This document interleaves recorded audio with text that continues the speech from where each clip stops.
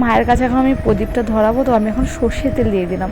তো সর্ষে তেলটা দিয়েছি, এখানে দুখানা পোলতে নিয়েছি, পোলতেগুলো একটু সরু সরু, তো তাই দুটো পোলতে নিয়েছি। দেখো আমি পোলতেটাকে এখন ধুয়ে নিচ্ছি, তো ধূপকাঠি ধুয়ে নিলাম। তো আমার সব ঠাকুরকে গোছানো হয়ে গেছে, ফুল জল সব দেওয়া হয়ে গেছে।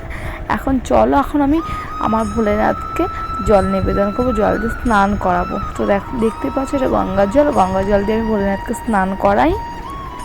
তোমার স্নান কমপ্লিট হয়ে গেছে ভোলেনাথের, আমি জলটা ফেলে দিয়েছি। তারপর দেখো আমি এখন বেলপাতা দিয়েছি, করবী ফুল দিয়ে দিলাম, আর এটা হচ্ছে টগর ফুল দিয়েছি। তো ভোলেনাথকে ভীষণ ভালো লাগে দেখতে এটা দিলে। আর কি বলতো, আজকে আমি নীলকণ্ঠ পাইনি, তাই নীলকণ্ঠ দিইনি। তো ভগবানের আমি পুজো দিয়ে নিচ্ছি।